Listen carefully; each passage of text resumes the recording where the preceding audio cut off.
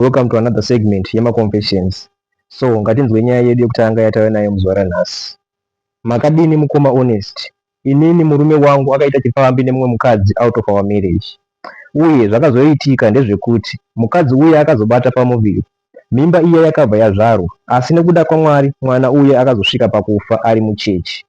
Paakafa ainge ane mwedzi miviri chete yekuberekwa.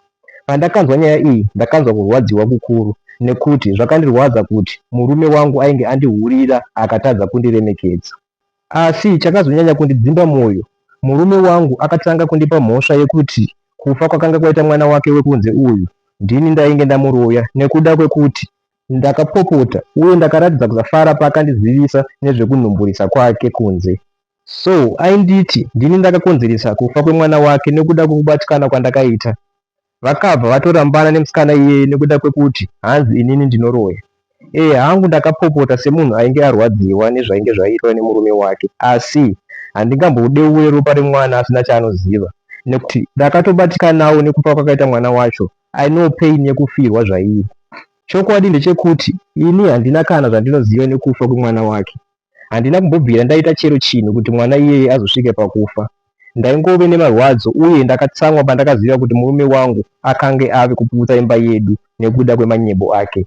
Asi zvese izvi hazvireve kuti I have a hand or even the right yekutora upenyu hwemumwe munhu. Murume wangu ndiye akaita chivi cheupombo, ndiye akaita zveumhondi manzwiro angu, uye iye zvino ari kuda kushandisa kufa kwemwana wake kundipomera mhosva yandisingatombozivi kana kugona kutsanangura. Izvezvi imba yedu haichina kumira zvakanaka. Hatichataudzani nemurume wangu, but we are living under one roof. Anondipfuudza mumba sekunge asiri kundiona, ndikamumhoresa haadaire, zvandiri kubika haasi kudya. Iye zvino ndiri kurarama ndine kuzvitongesa, handizivi kuti ndichaita sei. Mwoyo wangu uri kurwadza uye handina anondinzwisisa. Ndinofanirawo kuita sei nenhau yakadai, nekuti chero hazvo akatadza murume wangu ndinomuda. Murume haasi ari kutora advantage here nekuda kwekunyarara kwandakaita. Kupava kwangu ave kukushandura kukuita huipi. Ndoita sei? Ndoramba ndakangonyarara here nenyaya yacho? Ndibetsereiwo.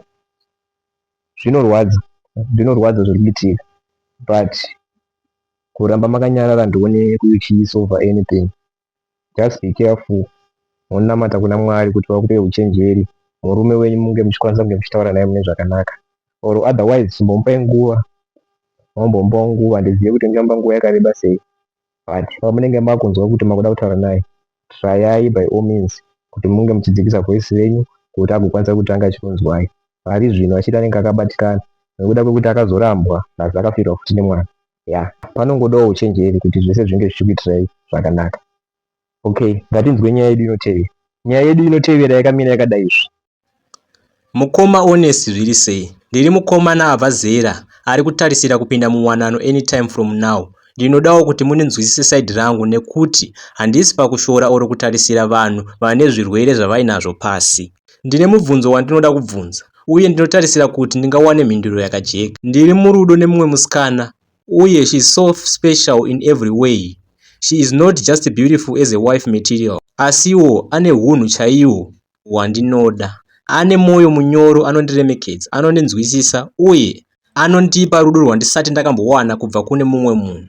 Chokwadi ndechekuti ndinonzwa sekunge ndine rombo rakanaka kuva naye, uye ndinoda kuti rudo rwedu rusimbe uye rufambe mune zvakanaka. Asi nyangwe zvazvo ndichimuda, ndine kufunganya kuri kunditambudza mupfungwa dzangu. Ndakanzwa vamwe vanhu vachitaura kuti kana ukarara nemunhu ane chirwere chepfari unogona kuchitapurirwa, and I really don't know how far true is it. Ndiri kutya kuti izvi zvinogona kunge zviri zvechokwadi. Handidi kuita zvinhu pasina ruzivo rwakakwana. Nokudaro ndinoda kubvunza kuti pane chokwadi here mukutaura kunoita vanhu uku? Chirwere ichi chinotapukira here kuburikidza nekusangana pabonde, kana kuti chine dzimwe nzira dzachinoparadzirwa nadzo? Inini personally handisati ndakambomuona achiita seizure, asi akandibudira pachena kuti ndizvo zvaari anombopota achidonha. Anondiudza kuti hazviitike nguva dzese, asi pazvinoitika zvinogona kuzokutyisa. Ndakanzwa kutya nemashoko aya, asi at the same time ndakafara kuti andibudira pachena. inova imwe reason yakaita kakuwedzera rudo mandiri. Chimwe chinondityisa ndechekuti kana ndikazoita vana naye vangangoberekawo here vaine dambudziko iri, kana kuti vanozvarwa havo vari bhoo. Ndinoziva kuti pane zvirwere zvinoitika nemhaka yekuti zvinenge zviri mudzini, saka ndiri kushaya chokwadi kuti pfari ndeimwe izvozvo here kana kuti haisi. Pane rudo rwechokwadi apa, asi ndiri kutya kuti upenyu hwangu hwemangwana hunogona kukanganiswa nezvinhu zvandingatadze kuziva pari zvino. Ndokusaka ndauyawo nenyaya yangu pano. Ndakamboedza kutsvaga ruzivo pamusoro pechirwere ichi, asi vanhu vakawanda vachingoita zvekufungidzira pasina umbowo hunonzwisisika. Ndakanzwawo dzimwe nyaya dzinotyisa dzevanhu vakaita vana vane pfari, uye ndinoona kuti dzimwe nguva kana munhu ane chirwere ichi akaita seizure zvinogona kuuya nenjodzi zvekuti munhu anogona kutofa. Ndiri kutoda rubatsiro. Ndinoda kunzwisisa kuti chirwere ichi chinobva kupi, chinotapurika sei, uye kana ndikaita vana nemusikana uyu vane mukana wakadii wekuti vange vaine pfariwo. Pane here nzira dzinogona kushandiswa kuderedza mukana wekuti vana vangu vasawa nedambudziko iri? Uye kana iri nyaya yekuti inotapurirwa nekusangana pabonde, zvinoreva here kuti ndinofanira kutoita sarudzo yekusiyana naye nguva ichiripo? Ndiri murudo asi ndinotya, uye handidi kuita zvinhu zvinozondishungurudza mangwana. Please help a brother. Mundibatsirewo neruzivo rwakajeka. Thank you in advance. I'll be following through. Iyi inoda vanoziva, inoda neruzivo rwakakwana. Okay, ngatinzwei zvamunofunga and let's move on. Our next story reads like this. Ndiri murume ari kutambudzwa mumba mangu, ndibatsireiwo.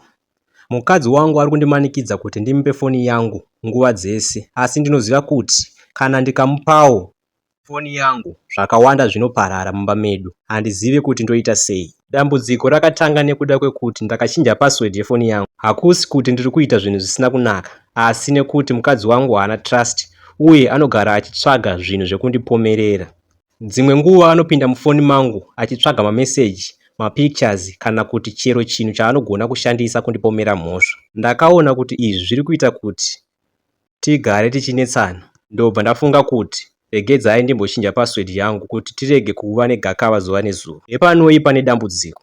Mukadzi wangu anoti ndiri kumuhwandisira zvinhu, asi hapana. Ini ndine hama neshamwari dzandainzwanana nadzo kare. Vamwe vacho handichanyanya kutaura hangu navo, asi vamwe ndichiri kungotumidzirana navo mamessages tichingotamba. Dzimwe nguva mashamwari angu anongosenda mamessages ekutamba, mamwe asinganzwisisike, ekuti mumwe munhu akamaverenga anotozvimba bhibhu. So there is this secretary anoshanda kwandaimboshanda, anongotumira marandom messages achingobvunza kuti uri sei zvako. Hapana mameseji erudo atinombotaura. Asi mukadzi wangu akangoona profile picture chete ndobva atotanga kujamuka. Dai kuri kunzi mukadzi wangu munhu akashata kana kuti akakundwa kunaka nevanhu vandotaura navo pamamessages, ndaimboti. But mukadzi wangu akatonakawo pose kutopfuura vasikana vese vandotaura navo paWhatsApp. Wandingatoti akapfuriridza ndemumwewo akangoisa message achiti ndakusuwai bosi wangu wekare. Mukadzi wangu akaona message iyi but akatadza kuzvinzwisisa. Kumashure uku ainge amboona imwe message yakada kudaro, akabva atanga kundipomera mhosva achiti, ko munhu uyu anokusuwa sei iwe achiziva kuti une mukadzi?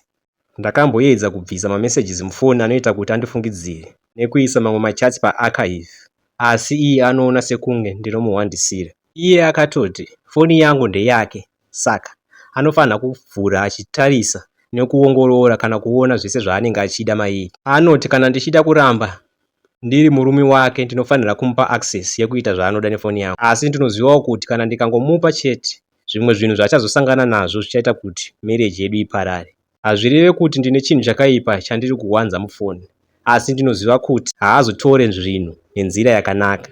Zviri bhoo here kuti murume ange achipa mukadzi wake foni nguva dzese ange achiita zvaanoda nayo?